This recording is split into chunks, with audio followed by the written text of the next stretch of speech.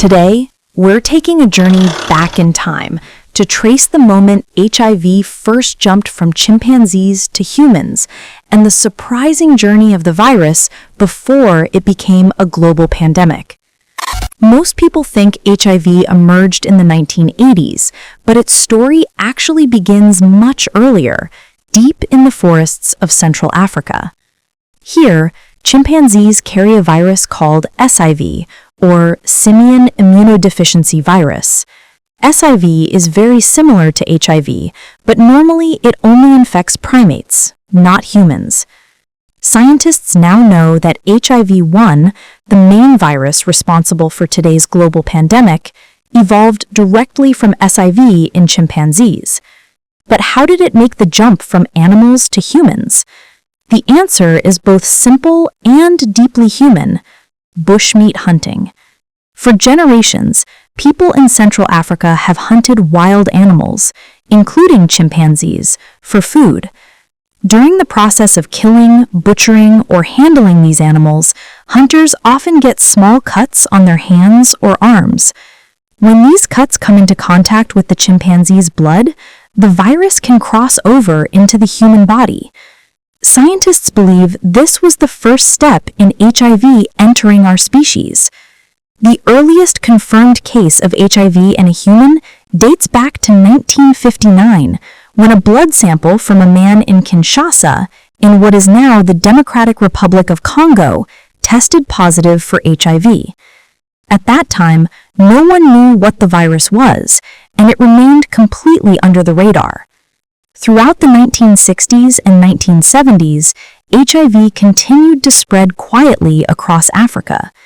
Major cities like Kinshasa became hubs for the virus because urbanization and growing trade routes helped infections move from rural villages to densely populated areas. During this period, the virus was still mostly contained within Africa, with only occasional unnoticed cases crossing continents. It wasn't until the early 1980s that HIV became widely recognized. Doctors in the United States began noticing unusual cases of pneumonia and rare cancers in young, otherwise healthy men.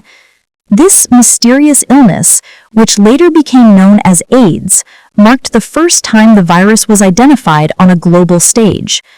Retrospective studies of preserved blood samples have since shown that HIV had been spreading in humans for decades before the first diagnoses.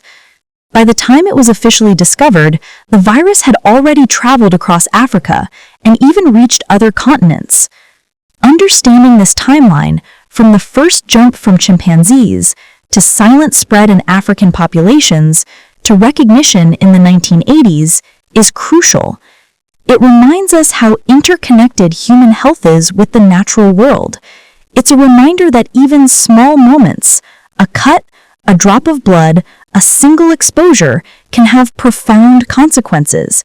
And it underscores why awareness, prevention, and compassion are still so critical in the fight against HIV today.